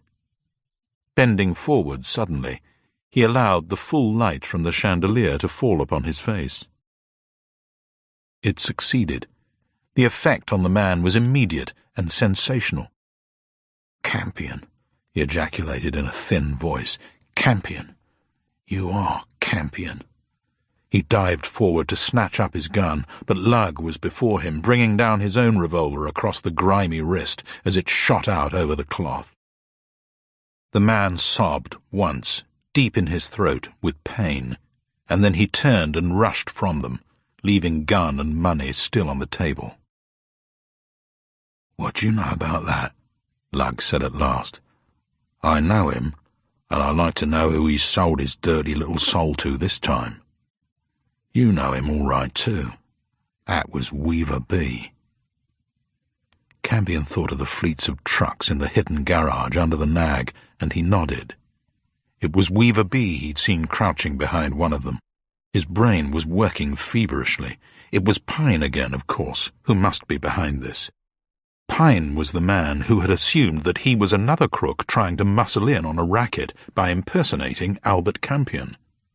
What about Pine, then? What about his questions and his amusing organization, and his snooping about at the Institute? Lug gathered up the cash on the table and rolled back the cloth. "Wicked to waste it," he remarked virtuously. The drawer was only just closed when the shopkeeper appeared behind them. "I've got something for you." He presented a long, narrow ledger book. He pointed to the final entry made in his own handwriting. "A.C., it ran. "The White Hart, private sitting room, immediately. Come clean."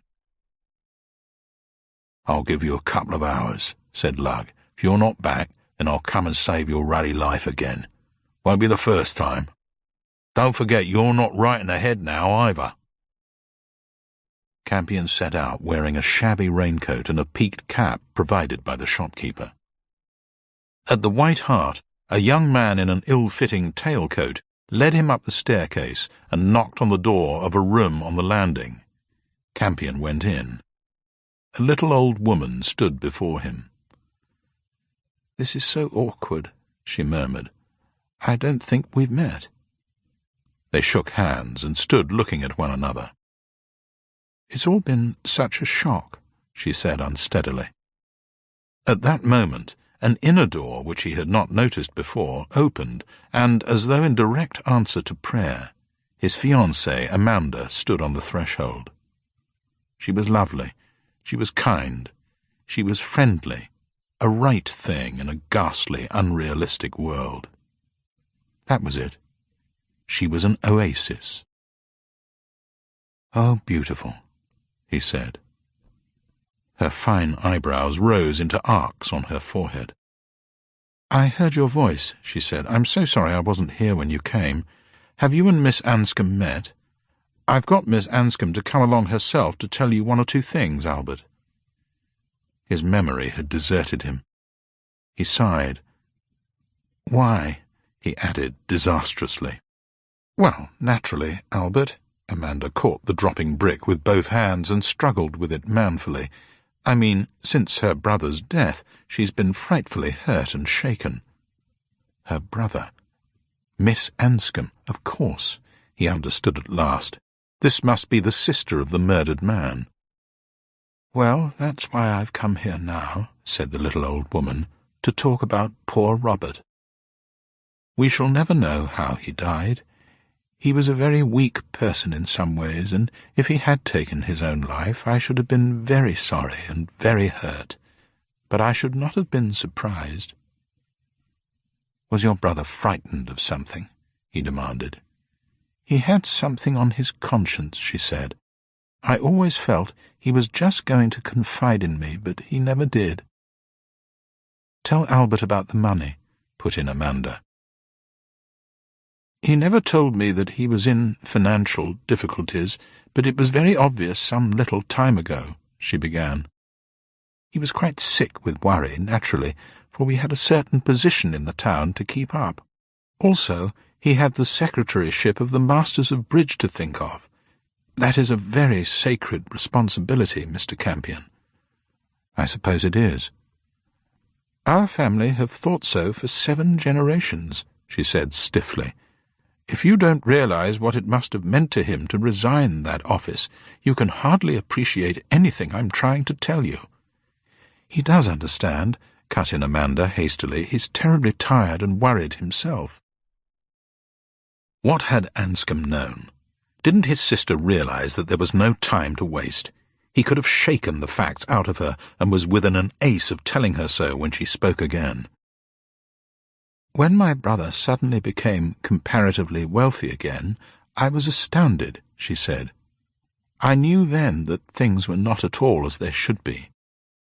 We come of a class, Mr. Campion, which never acquires money suddenly except by legacy. For a little while my brother was almost happy, but gradually a great change came over him. His conscience was haunting him." "What did he do?" Campion asked. "I'm not perfectly sure, but I'm afraid poor Robert sold his honour and his integrity, Mr. Campion. I think he must have used his position as Secretary of the Masters to permit some sort of smuggling to go on in those caves under the Nag. And then, later, I think he changed his mind and was trying to expiate the sin he had committed. I don't know how he died. If it was an accident, it was the hand of God, but if he took his own life, or if someone else killed him, I shouldn't be in the least surprised." Campion felt the muscles at the corners of his jaw contracting. This was truth. This was a break, at last a real break, if only he had the wits to assimilate it. "Smuggling what?" he inquired. "I don't know. I mustn't mislead you," she said. "I think his conscience slept until he heard of 15. 15. His voice failed, and he whispered the word. 15 again, if only he could remember its significance. She ignored the interruption. "It must have been then that he saw his terrible mistake. I think he did everything he could after that. He decided to resign his secretaryship. He drew out every penny he had in the bank, and he was bringing it back with him yesterday, when you drove him home." Campion was not listening to her. His ears were still tingling from the shock of hearing that one most elusive, most tantalizing word of all, the keynote and symbol of the whole maddening enigma. "Tomorrow is the 15th, he said stupidly. "I didn't refer to the date." The old lady made the remark with complete conviction. "I don't know exactly what 15 refers to, but it isn't a day of the month." "How do you know?" "Because of the diary." She had been holding the little pocket-book all the time, and he had not noticed. Campion took the book, and Amanda looked over his shoulder. "Friday the 7th, they read. "Just heard of minute 15. See it all. What have I done?" The following pages were blank, until they came to the space allotted to the day before the one on which its owner had died. "Done," he had written. "Done at last. Conscience clearer. Resigned. Expiation must follow. Shall I see Henry Bull?" On the following page of the diary, and right across the 3 days it represented, 2 words had been scribbled large. Minute 15. Campion sat down. He felt flat and exhausted. If the 15th was not a date, there was no hurry. Miss Anscombe patted Amanda's hand. "I don't know if I've been helpful, but at least I've cleared my conscience without giving poor miserable Robert's mistakes over to the police." Wait. Campion was still clinging to the pocket diary. "Who is Henry Bull?" Both women stared at him. Miss Anscombe looked startled. "Sir Henry is a Conservative and one of the Tay family," she said. "At the moment, he's the senior master of bridge and a junior lord of the Treasury." "Don't be silly, you know that," said Amanda. "Besides, we met him, didn't we, at your sister's wedding?" A tap on the inner door came from another world. They both swung round to stare at the handle as it turned. Campion's servant, Lug, came tiptoeing in. "Watch out," he said. "They're on the doorstep." "Who?" It was Amanda who spoke. She seemed perfectly normal and at ease. "The police are downstairs. The inspector is in the lounge, and he's got 2 men just outside on the door. You've got a hornet's nest on your tail, and no mistake." The high street was dark and empty, but as he turned down the hill, the row started behind him. Shouts and heavy footsteps echoed from the side streets. Someone behind blew a police whistle. The lighting restrictions were on his side. His uncanny gift for finding his way in the dark, and above all his tremendous speed, were going to save him, if he was lucky. He kept to the wall, found some stone steps, and emerged to find himself just across the road from a railway station. He could hear a train panting in the station. "Last train just going," said the booking clerk, slamming down the ticket and the change on the brass ledge. Campion snatched it and fled. The collector at the top of the stairs did not wait to clip his ticket. "Express right through. There she goes, might just do it. Run, sir." The train was already chugging away from the platform, gathering speed at every gasping breath. Campion sprinted after it and just managed to swing himself onto the footboard of the last coach. Ignoring the warning shouts behind him, he got the door of the final compartment open, and, as stale leather-scented air gushed out to meet him, he clambered into a first-class smoker. He had just slammed the door behind him and had flung himself into a corner under one of the small blue reading lights with relief in his heart, when the train stopped with a jerk. They had caught him. That was his first thought. The police had followed him and stopped the train. He was trapped, caught as surely as if hands were already on his shoulder. As the heavy door swung open, a hurrying figure hurled itself in on top of him. That's all right. I'm quite all right. Very much obliged to you. Good night." The newcomer spoke over his shoulder to someone in the darkness. "Good night, sir. No trouble at all. Good night," an official voice answered deferentially, and the guard's whistle sounded down the platform. The train started with a jerk which unsteadied both men, and Campion retired to his corner. It was another belated traveller, that was all. The other man had settled himself diagonally opposite and was blowing gently in the semi-darkness. He was small and elderly and seemed taken up with his own close shave. Campion dug himself farther into the soft, old-fashioned upholstery. Here at last was a breather. Time to think if his mind would work. Very carefully, he reviewed all the concrete evidence which the last 30 hours had produced. Pine and his surveys limited, the professional crooks and the method of Anscombe's murder. Then there were the mysterious masters of bridge themselves, the fleet of lorries, Anscombe's sudden decision to draw all his money in cash. Then there was the cash which Campion had brought in to lug, the other cash which Weaver B had offered, the parcel of cash which Anscombe had forgotten to bring in from the car. 15. Minute 15. The fact that it wasn't a date. The other man in the compartment stirred. As the younger man raised his head, the stranger spoke, revealing a deep, elderly voice, faintly suspicious, as such voices often are. "I've seen your face before," he said accusingly. "Where was that? Aren't you Albert Campion?" Campion froze. Good God, was the whole world after him? Of course it was. "No," he said huskily. "No, that's not my name. I don't think we've met." "Oh, no? Perhaps not. Perhaps not." The voice sounded partially satisfied, but its owner did not relax. He was staring at Campion unwinkingly, with unexpectedly shrewd eyes.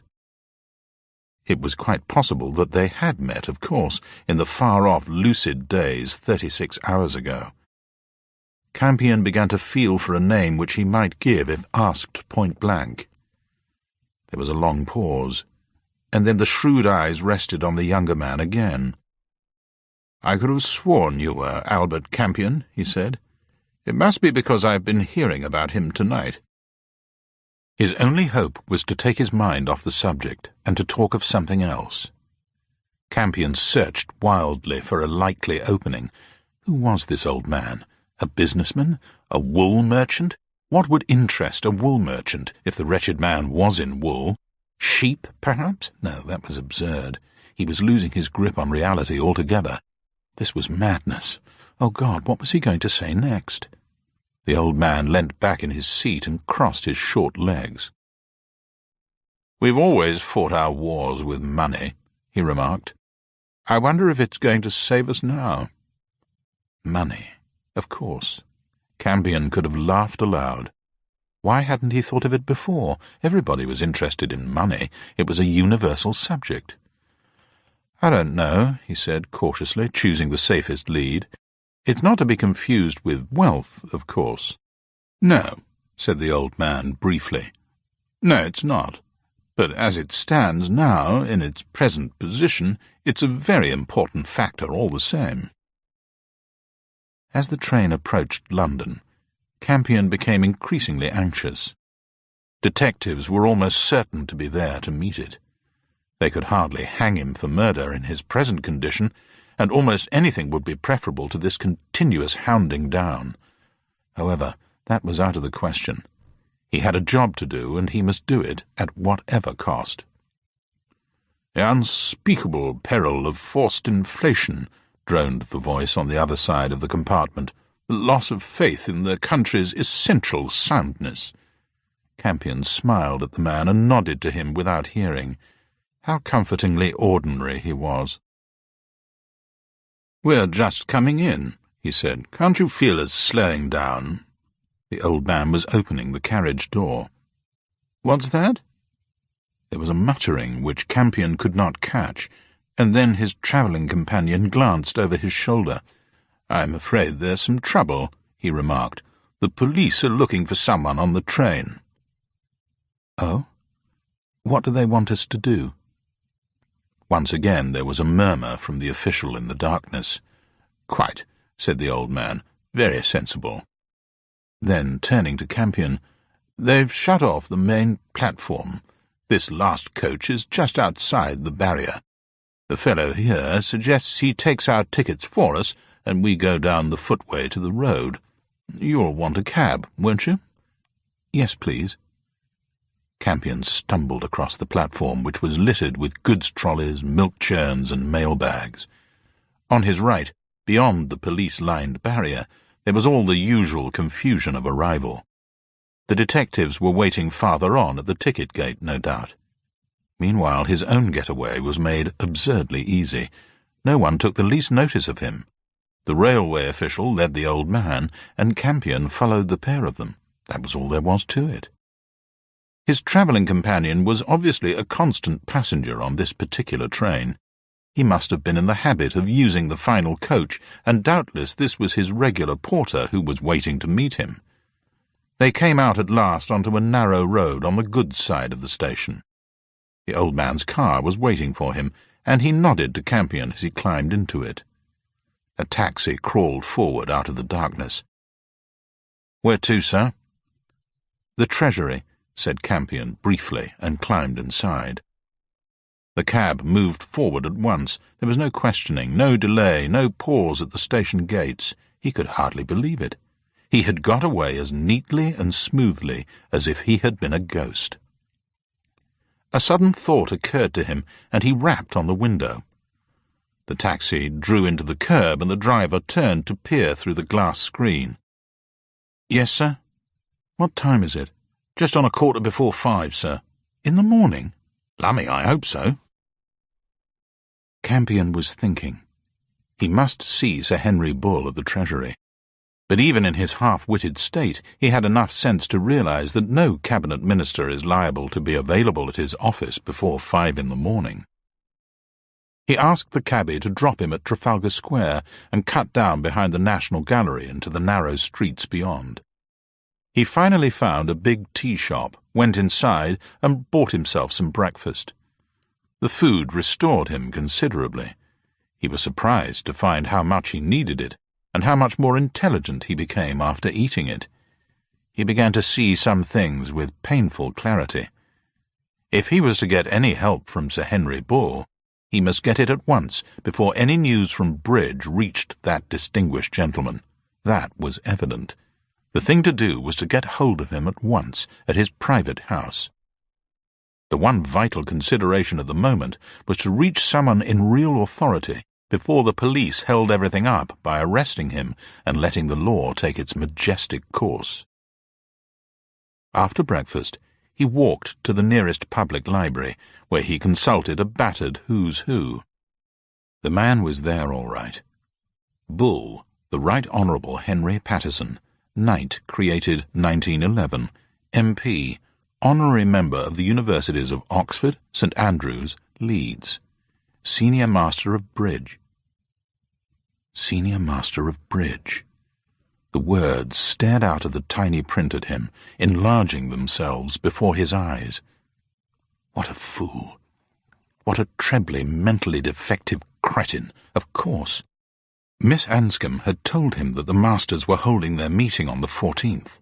The man must have been there in the very town he himself had fled from. His home address was there too, 52 Pitchley Square. It seemed scarcely worthwhile going there in the circumstances, but he decided to try it, because he could think of no alternative. He reached the square by taxi, then continued on foot towards the house. Then he saw the two men.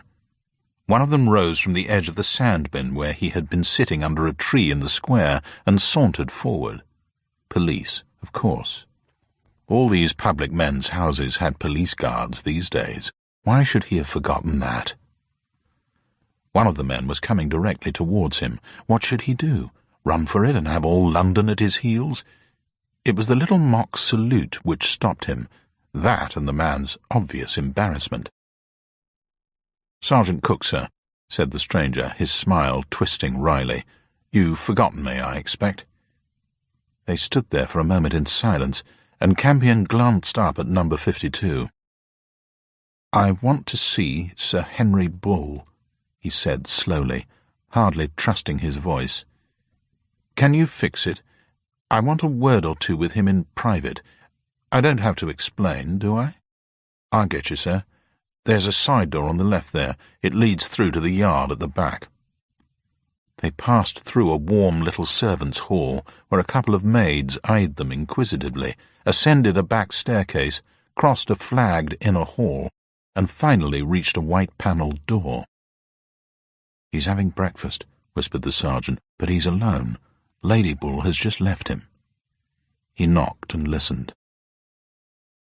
"There you are, sir," he added, and opened the door. Campion went into a small, bright room which glowed with flowers and smelt pleasantly of coffee. A breakfast table was set in the window, and a man in a dressing-gown sat at it with his back to the door. He turned at the sound of the latch and smiled affably at his visitor. "Hello, my boy," he said. "I half expected you." Campion said nothing. The world was reeling dangerously, and he felt his scalp contract. It was the old man he had met in the train. The old man indicated a chair on the other side of the table.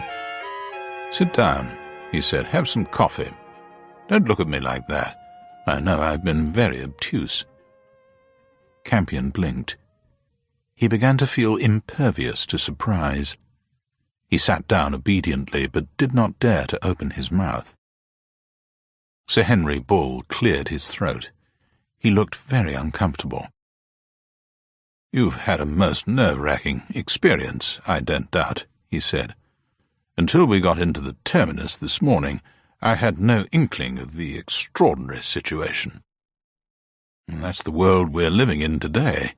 I can't get into tune with it as fast as perhaps I ought. Enemy soldiers disguised as nuns, carrying machine guns and portable bicycles descending by parachute, armed secret societies, microphones in the walls of railway carriages. I did no actual harm, I hope. The police got their man, no doubt." Campion snatched at his scattering wits and faced the situation. Microphones in the walls of railway carriages. Was it possible that the old boy actually thought? He did, obviously. "I do realize I must have put you in a very difficult position. You see, when they stopped the train for me at Coachingford, and I found you in my reserved carriage, I immediately thought that you wanted a word with me in private. It never went through my head that you were there to look after me, and that we might be overheard or overlooked. To be frank, I didn't understand your manner in the least, although it ought to have warned me." Sir Henry was so unused to making mistakes that he was still offering explanations in his own defence. "I do want to see you," Campion said. "I want to talk about Anscombe."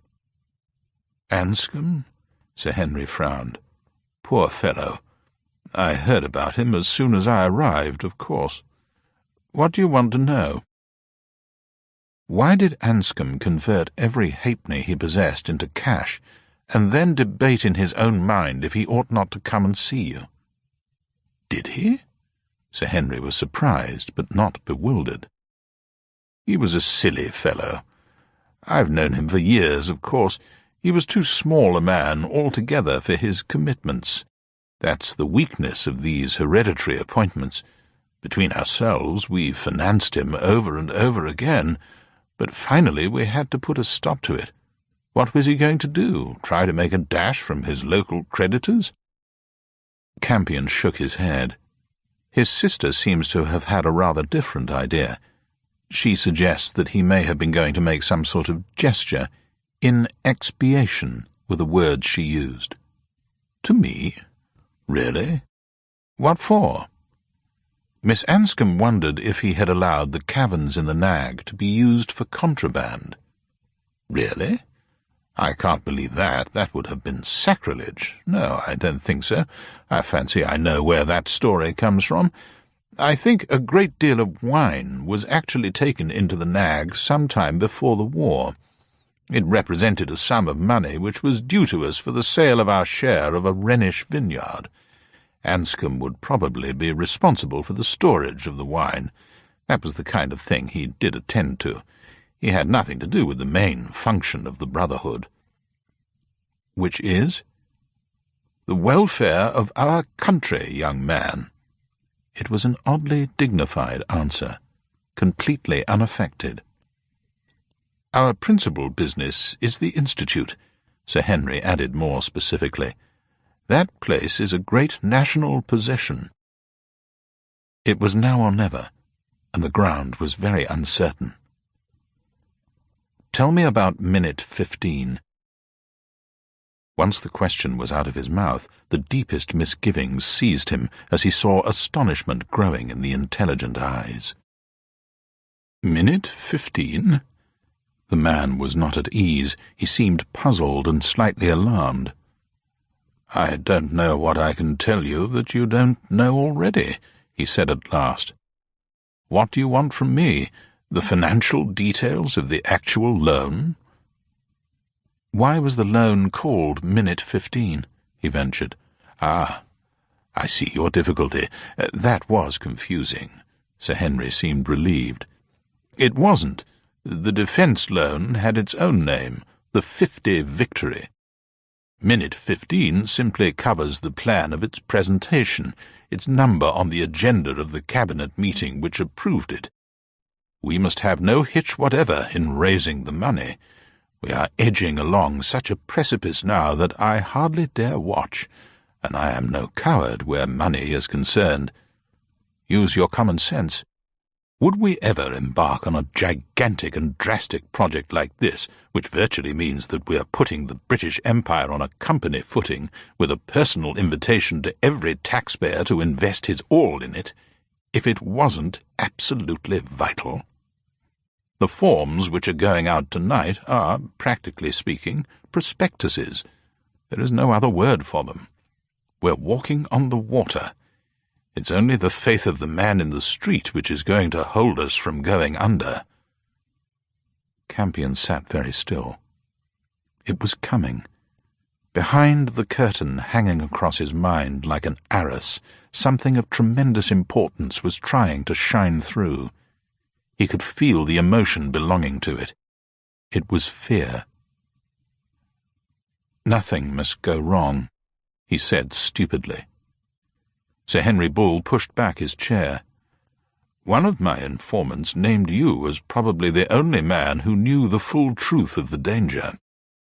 I'm not going to ask you for information, so you can take that blank expression off your face. It is true that at this moment Britain depends practically entirely on her faith in herself and on her own internal stability.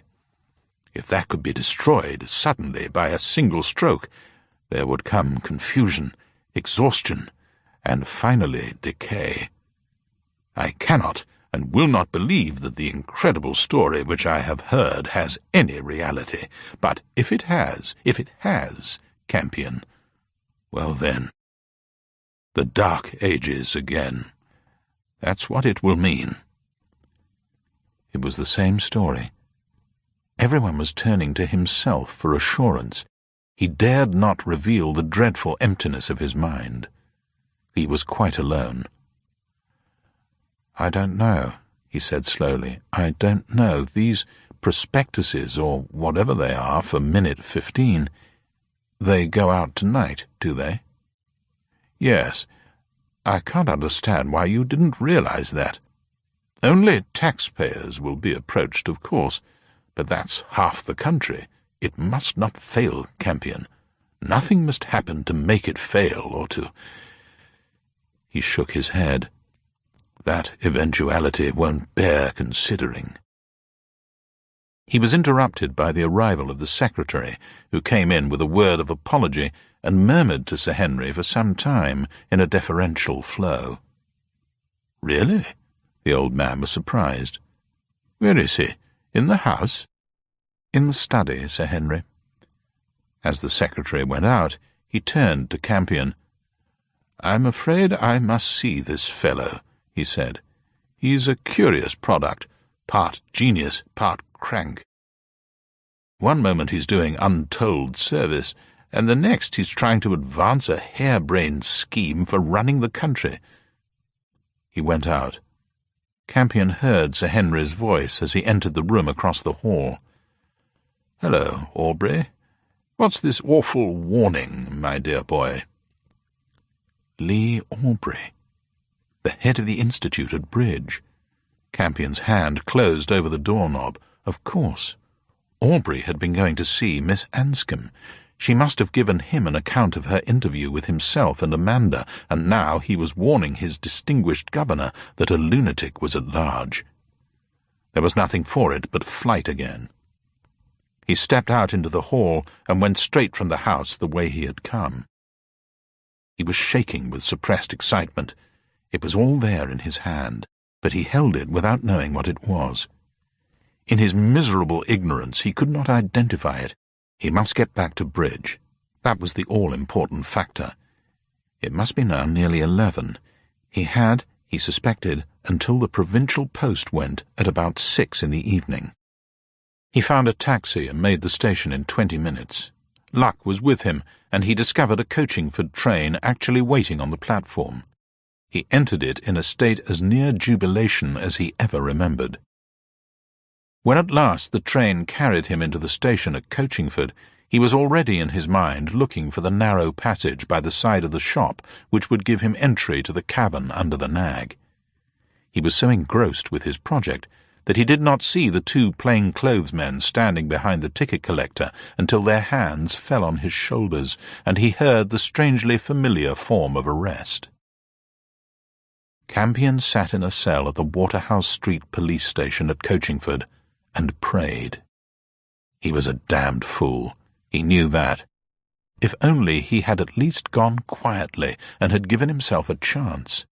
If only he hadn't lost his head in the station booking office as they were taking him through. Now they were leaving him here to cool his heels. God knew what the charges against him were. What was important was the time. Somehow or other, he'd got to get out and get down to Bridge immediately. More than likely the lorries stuffed with counterfeit notes in the Nag's cavern were even now setting out on their journeys to distribute it all over the country. All he knew were those things which were set out under his nose: the lorries, the date of the launching of the Minute 15 loan, the work at the Institute, and the wine cases in the Nag. He must get out. Oh God, dear God, he must get out. The charge sergeant appeared with a young constable. Campion's voice sounded strangled and hysterical. "Get in touch with Lady Amanda Fitton at the principal's house at the Bridge Institute." "All in good time, my lad," said the charge sergeant. "Meanwhile, if you could wait a minute, I'll just charge you, if you don't mind. We don't want to do anything against the book, do we?" "Send for Superintendent Hutch," Campion implored in panic. Hutch was at least intelligent. Angry and suspicious he probably was, but at least his mind worked. Perhaps he could be got to see the hideous urgency of the occasion. The charge sergeant was scandalized. "Superintendent Hutch has quite enough to do without bothering himself about you. If he wants to see you, he'll come in his own time." "Now then, Albert Campion, you are charged in that you did feloniously utter counterfeit banknotes to the value of £1 at the railway station booking office." Campion ceased to hear. He went deaf and blind. A great avalanche of fury at their incompetence descended over him, sweeping away every shred of his control. Good God, they couldn't even charge him with something he'd done. The door was opened behind him, and he did the fatal thing. As he sprang for the rectangle of light, the charge sergeant seized him. Campion slung him off, pitching him half across the room. The young constable raised a great fist, and Campion took the blow just under the ear. The force of it lifted him off his feet and sent him sprawling across the boards. Polished wood met his left temple with a crack which echoed round the building. He fell into complete darkness and lay still.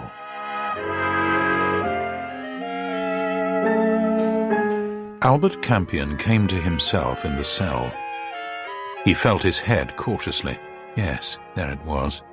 A very nasty, spongy little spot, by Jiminy. There must have been 5 or 6 in the gang at the quayside, all pros and all using coshes. But where was Oates? What had happened to him in the fight? He went over to the Judas window in the cell door and peered through it into the empty passage outside. Not a soul, of course. He sighed and, putting his fingers to his mouth, gave a very reliable imitation of a police whistle. The turnkey, puce in the face with fury, put his head in at the farther door. "Shop?" said Campion pleasantly. "Can I see the manager?" "You'll be lucky if you see fresh air again, my lad." "As a metropolitan man," Campion continued, "I don't like to criticize your county arrangements, but just to soothe my curiosity, do tell me, when you bring in a concussion case, do you usually leave it for the best part of a day and a night without medical attention?" The turnkey gaped at him, his small eyes bewildered. "You're crackers, and you're impudent," he said. "You've only been in an hour and a half. What do you think this is, a quick lunch counter?" he said, and went out, locking the door behind him. Campion was astounded. He had always found county police particularly intelligent. This type of crass idiocy was new to him. The whole thing was really damnably unfortunate. Besides, he'd got work to do. There was that date with Superintendent Hutch to go over the nag, and he wanted to have a look at the Institute at Bridge. Well then, to return to business. When Oates had borrowed him from headquarters and had first come out with this staggering tale of thousands of counterfeit notes, so perfect that one has to boil them down to detect them, he had said that he thought the scheme was on a colossal scale, and might actually be aiming at some sort of sudden unofficial inflation, which would of course pitch the country's whole economy into hell, destroy public confidence, pull down the government, and, if issued at the right moment, bring about the moral collapse of the nation. Oates had shown him the notes, which had been found in 2 or 3 industrial towns. They had certainly been cracking good forgeries, and could have been manufactured only in the official printing houses of an enemy power. Moreover, they had been artificially dirted most ingeniously. All of Oates's men had drawn a blank, save the man at Coachingford. He had reported the presence of some sort of crook organization, either in the town or at the neighbouring town of Bridge. Poor chap, he hadn't got much further. They'd fished him out of the estuary with a broken neck. Well, Oates had borrowed him and sent him to Coachingford. Amanda had got them both an invitation to stay at Bridge with Lee Aubrey, who was brilliant, he supposed. Everybody said so. Personally, he suspected these academic dreamers. Still, let that pass. He had instated old Lug, his servant, in the town with a stock of the counterfeit and some old clothes. Then he had spent half a day at Bridge making arrangements, had come into Coachingford, changed into a tramp's outfit, and had gone off reconnoitring. He had discovered that a whisper was going round the riffraff of the town to the effect that the great day was coming on the 16th. That was going to be milk and honey day, the day when it was going to be everybody's duty to spend, and the wherewithal was going to be miraculously provided. That had been a peculiarly uncomfortable discovery, because the 16th was to be a red-letter day in other, more orthodox financial circles. On the 16th, the Minute 15 defence loan was to be presented to the public. Economic collapse at this moment would change the whole course of the war. For a long time it had been impossible to locate any of these generous agents of milk and honey, and he had finally decided to take the bull by the horns and appear himself as one of them. That had drawn the flock. The whole bunch had turned up together, as he had known they would. Then there had been the fight, and the police had come up. He remembered very little of the action. Since the police had no idea who he and Oates were, they had been extraordinarily lucky to get away alive. He got up and walked irritably up and down the cell. This knock on the head was serious. It was having an extraordinary effect on him. They could finish this thing off quickly and release him to his work again. Perhaps there would be time to marry Amanda in the interim. If only what? He glanced ruefully at his clothes and made a discovery which took him completely off his balance. He was not wearing the suit in which he had had the quayside fight. He stared into the cloth of his trouser knees and wrenched at the inside pocket of his jacket to find the tailor's label. It was his suit, all right. He recognized it, and knew, too, that it should have been hanging up in a wardrobe in his bedroom in Lee Aubrey's house in Bridge. Moreover, it was a new suit, according to the date on the label, yet as he looked at it now, he saw that it was dirty and crumpled and showed signs of having had hard wear for some little time. The jolt to his nervous system was tremendous, the mental equivalent of a gigantic thump between the shoulder blades. Then a frightful misgiving crept up close to him and laid its cold cheek on his heart. He had been here some time. How long? He saw Amanda through the Judas window, and suddenly he saw it all in a single dreadful moment of revelation. The whole kaleidoscopic history of the last 36 hours, painted with pitiless clarity and minute detail, unfolded before him in all its stark gravity. A mad, uncomic strip, with himself wandering blindfold through it like a lost soul. Then, as his two minds and personalities merged at last, the three-dimensional truth suddenly sprang out in blazing colours. He stood petrified. Good God Almighty! He knew now what the contraband was in those cases in the hill under the nag, which the wretched Anscombe had been bribed to accept as honest Rhine wine. It could only be the counterfeit, the artificially dirtied, indetectable counterfeit itself. Millions and millions of pounds worth of lies and disruption. Anscombe had been murdered because he was preparing to salve his conscience and to confess to the contents of those packing cases. Then there were the lorries. They were for the distribution, obviously. How the enemy would make the sober, suspicious British public accept and spend this dynamite was still a mystery. But the time, the hour of striking, was not. The hour was now. Perhaps this very minute it had all come back to him. He knew where he was. He knew what he had got to do. "Look, my darling," he said, aware of the state of affairs between them, aware of their long but now broken engagement, aware of his loss and its magnitude, and thrusting it out of his mind because of the racing minutes and the disaster ahead. "I've got to get out of here. Listen, Amanda, I've got to go down to the nag." "Yes, I see," she said, and turned on her heel at once. The turnkey came back a moment later. Campion began to suffer the tortures of the damned. "Now look here, this is serious. This is 1,000,000 times more important and more urgent than any air raid siren. Either fetch me the most senior officer in the building, or let me use the telephone at once. This is vital. If you don't bring me someone in authority immediately, I don't think you'll wake up in the same world tomorrow morning." "Threats, eh?" said the turnkey with idiot satisfaction, and wandered off down the corridor. A man appeared at the Judas window. Campion's first despairing impression was that the man was a stranger. He stooped to pass through the doorway, and he was wearing a scarf wrapped round the lower part of his face. As he lifted his head, however, Campion knew him. It was Superintendent Hutch. The scarf took Campion off his guard. "Hutch," he said softly.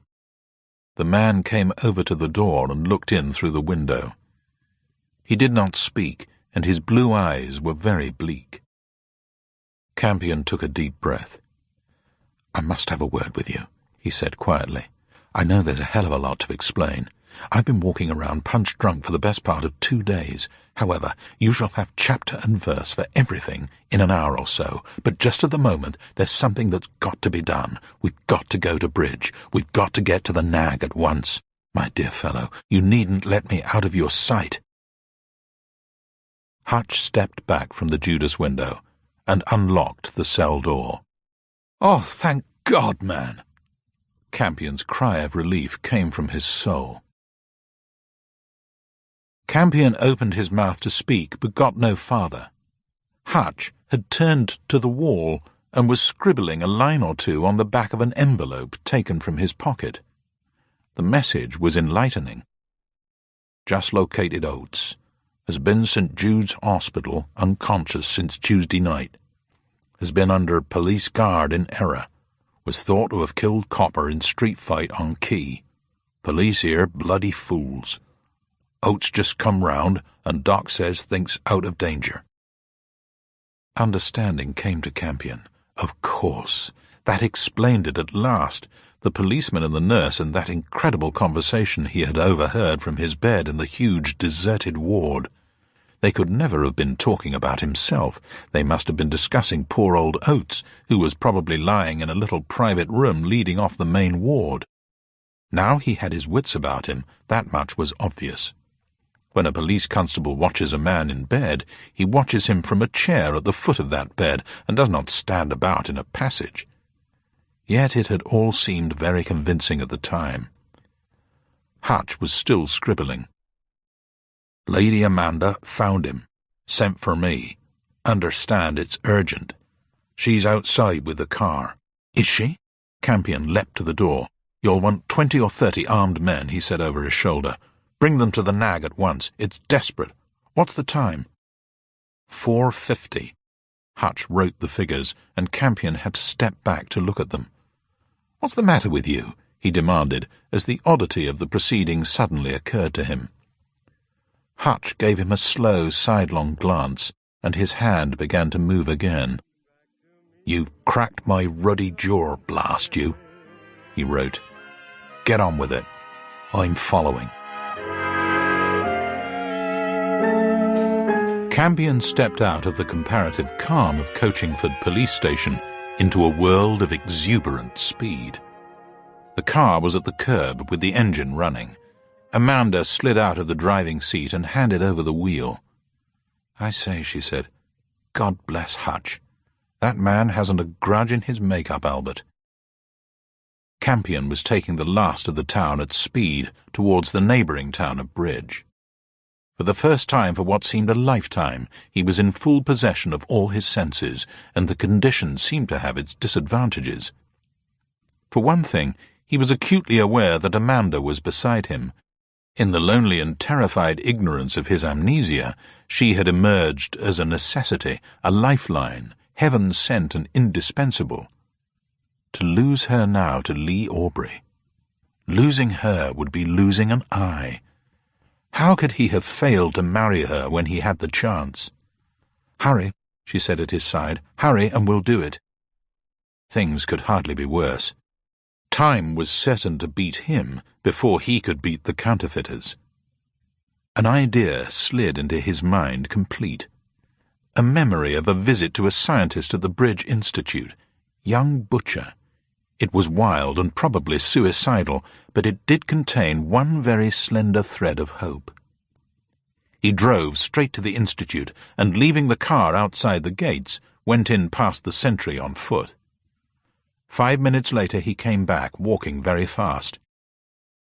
He drove into the town with unusual caution, and stopped at the top of the Pickle, the hill looming up over them, dirty and grey in the evening light. "You take the car," he said urgently. "Go and find Superintendent Hutch and tell him to block the coast road both ways. No single lorry must get out."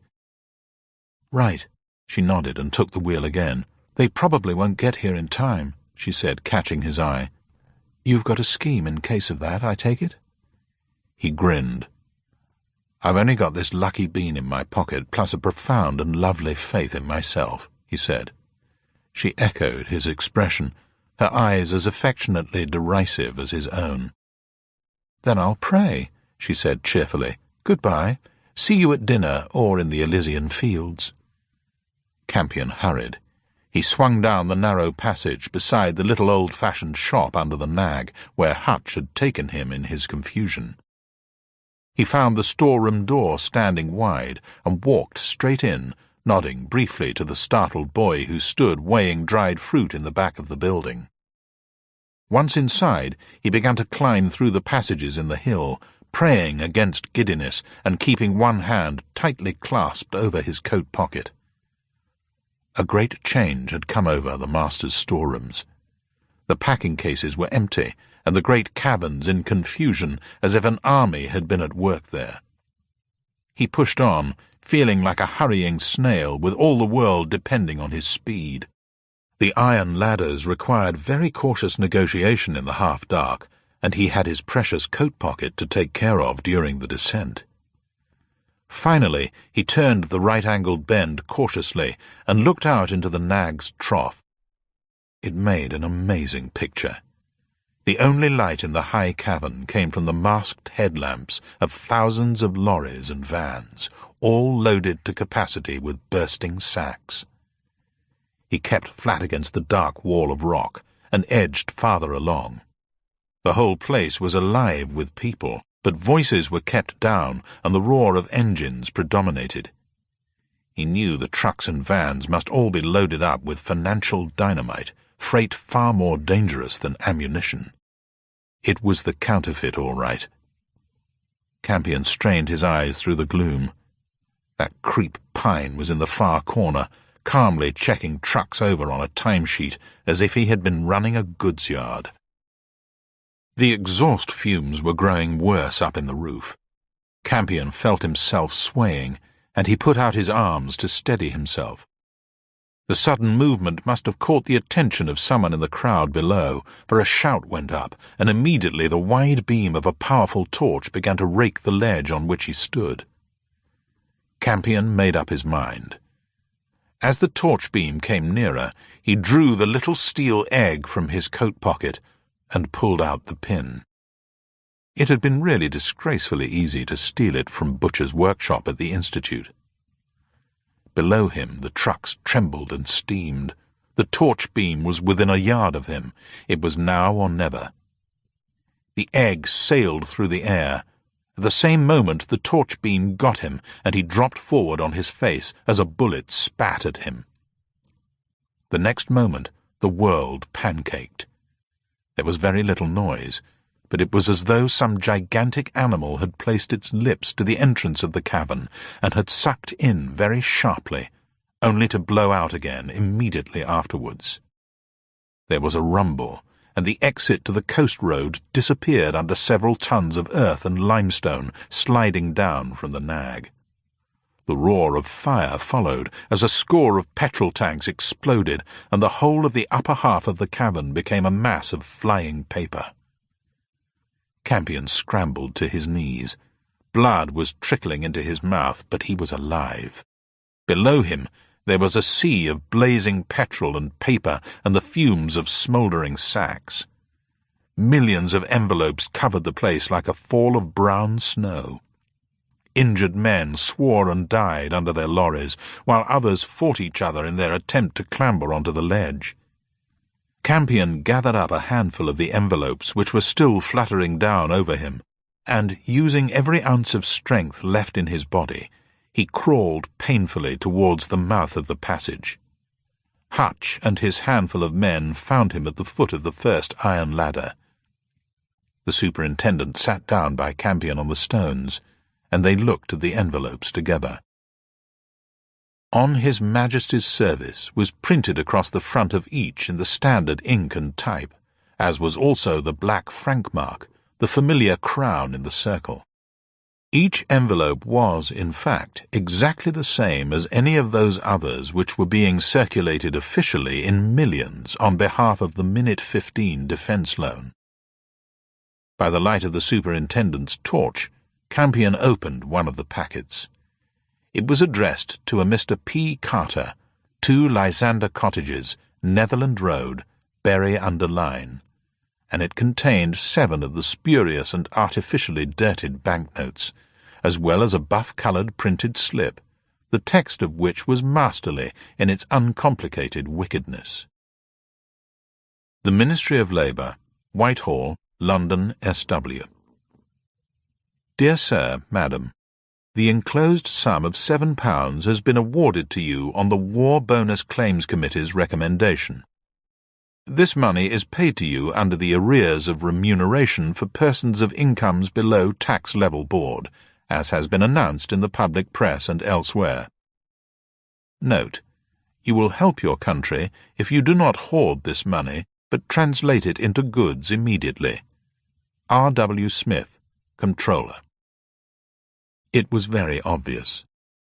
Someone had simply got hold of the registers belonging to the various social service schemes functioning in the poorer districts of the industrial towns. These would contain between them the names of most of the permanently unemployed and those who had ever received help from state or local bodies. Campion held his breath. It all pointed directly to Pine again. Lists of addresses of that kind would be just his speciality. The evil genius of the proposal lay in the fact that the windfall was to appear to come directly from the one authority from whom the recipients would accept money without question. The only thing any government could hope to do was to admit the notes as legal tender and accept the consequences, however terrible they might turn out to be. It would be quite impossible to take the money back. By synchronizing the plan with the launching of Minute 15, at a time when the authorities were prepared for an enormous influx of official letters, the GPO was to be neatly tricked into rendering vital assistance and ensuring that the secret blow would fall at the same moment in every part of the land.